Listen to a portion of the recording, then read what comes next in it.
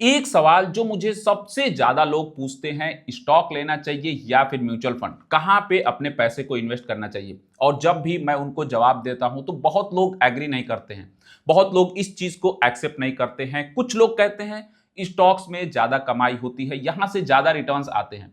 कुछ लोग कहते हैं म्यूचुअल फंड स्लो है, रिटर्न्स नहीं आते हैं। लेकिन 4 से 5 साल के इन्वेस्टिंग एक्सपीरियंस के बाद मैं आपको वो जवाब दूंगा जो एक्चुअली में काम करता है। काफी क्लियर फ्रेमवर्क दूंगा आज, बिल्कुल सिंपल तरीके से, बहुत आसान तरीके से हम इसको समझेंगे। सबसे पहले ये समझते हैं कि ये दोनों होते क्या हैं। एक सिंपल एग्जांपल से इसको समझते हैं और वीडियो के एंड में मैं आपको एक एग्जैक्ट प्लान दूंगा कि आपको कितना स्टॉक्स में लगाना चाहिए और कितना म्यूचुअल फंड में इन्वेस्ट करना चाहिए। नंबर्स के साथ बताऊंगा ताकि आपके लिए जो इन्वेस्टिंग हो वो बहुत ईजी हो जाए, आपको एक फ्रेमवर्क मिल जाए। सोचो तुम इन्वेस्ट करना चाहते हो, स्टॉक खरीदना मतलब तुम एक कंपनी के हिस्सेदार बनने जा रहे हो। जब भी तुम एक स्टॉक्स को खरीदते हो, जैसे कि मान लो तुमने रिलायंस का स्टॉक लिया, तो तुम थोड़ा सा रिलायंस का मालिक बन जाते हो क्योंकि तुमने स्टॉक्स ले रखा है। स्टॉक्स अच्छा करेगा तो तुम्हारा पैसा बढ़ेगा, अगर रिलायंस गिरता है तो तुम्हारा पैसा भी साथ साथ गिरता है। सारा गेम एक कंपनीज के ऊपर डिपेंड हो जाती है। वहीं म्यूचुअल फंड मतलब कि एक एक्सपर्ट आता है, वो तुम्हारे पैसे को अकेले एक कंपनीज में इन्वेस्ट नहीं करता है, एक कंपनी में नहीं लगाता है। वो 50, 100, कभी कभी 200 कंपनीज में इन्वेस्ट करता है। वहां पे रिलायंस भी हो सकता है, टीसीएस भी हो सकता है, इन्फोसिस भी, एचडीएफसी भी। तो अगर एक कंपनीज गिरे तो बाकी के 99 कंपनीज जो होती हैं वो साथ देती हैं, वो नहीं गिरती हैं।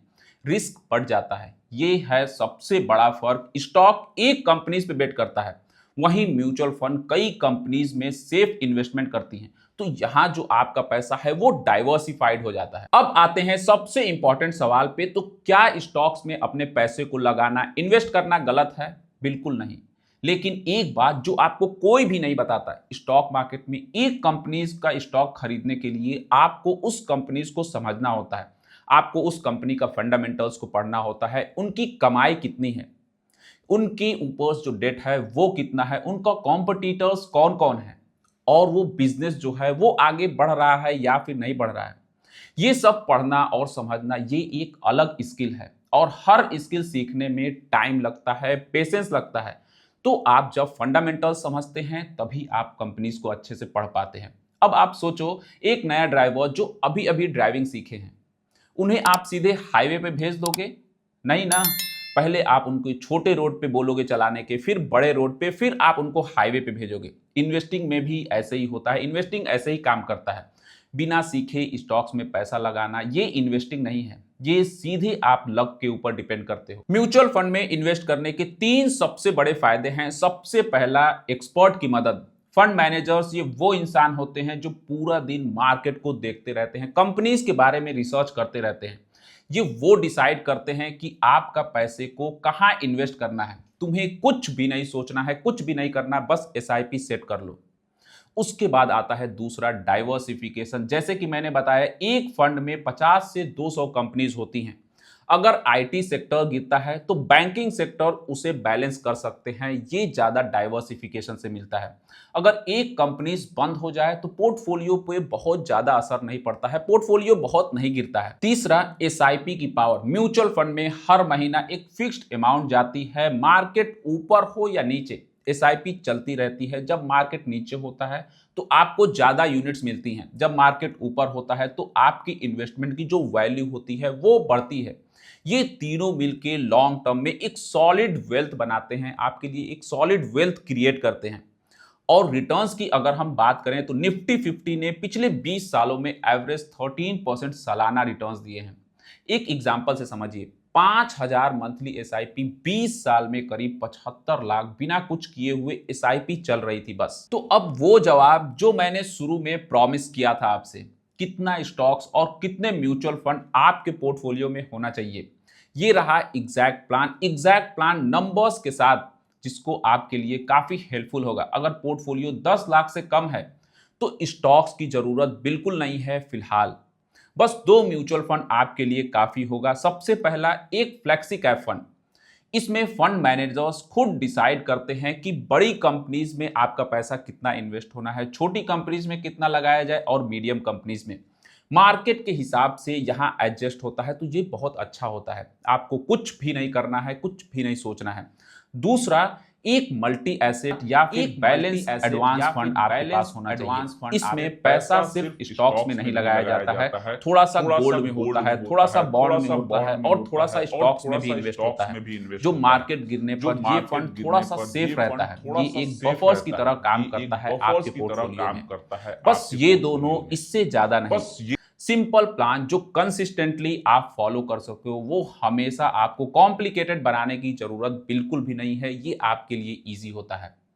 जब पोर्टफोलियो 5 लाख क्रॉस करे तब स्टॉक्स का एक्सपोजर आप शुरू कर सकते हो, लेकिन एक रिस्ट्रिक्ट रूल के साथ। पोर्टफोलियो का 10% से ज्यादा स्टॉक्स में कभी नहीं जाना चाहिए फिलहाल। अगर आपका पोर्टफोलियो 5 लाख है तो स्टॉक्स में सिर्फ 50,000 जाना चाहिए। पोर्टफोलियो 8 लाख है तो स्टॉक्स में सिर्फ 80,000 जाना चाहिए। बाकी सारा पैसा आपका म्यूचुअल फंड में होना चाहिए। ये 50,000 या 80,000 से क्यों? क्योंकि ये सीखने का पैसा है, वेल्थ बनाने का नहीं। गलतियां होंगी, लॉसेस भी होंगे, लेकिन तुम सीखोगे और जब तुम सीखोगे तो तुम बढ़ोगे। तो ये चीजें समझनी काफी इंपॉर्टेंट है। लेकिन हाँ, ये कोई भी बाय और सेल रिकमेंडेशन नहीं है। इन्वेस्टिंग करने से पहले अपना खुद का रिसर्च जरूर करें। मैं जानता हूं ये प्लान एक्साइटिंग बिल्कुल भी नहीं लगता है। सोशल मीडिया पे लोग दिखाते हैं मैं इस स्टॉक्स में 10,000 लगाया, 50,000 हो गया, इस स्टॉक में अगले 6 महीने में मैंने डबल कर लिया।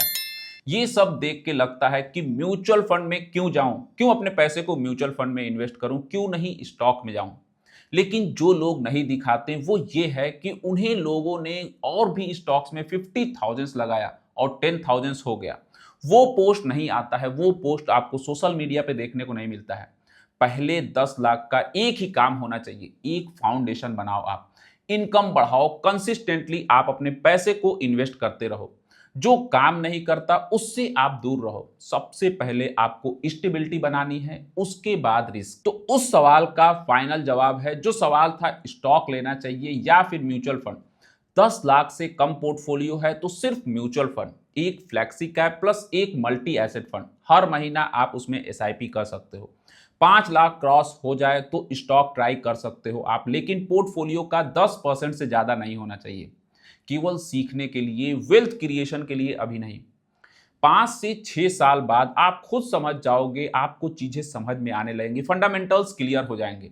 ये फेज सबसे ज्यादा जरूरी होता है। अब एक काम करो, कमेंट में बताओ अभी तुम्हारा पोर्टफोलियो कितना है, स्टॉक्स में हो या फिर म्यूचुअल फंड में इन्वेस्ट करते हो या फिर अभी इन्वेस्टिंग शुरू की है। कमेंट जरूर करो, मैं पर्सनली कमेंट्स का रिप्लाई करता हूं। अगर ये वीडियो यूजफुल लगी हो तो वीडियो को लाइक करें, इससे ये वीडियो उन लोगों तक पहुंचता है जिन्हें इसकी सबसे ज्यादा जरूरी है।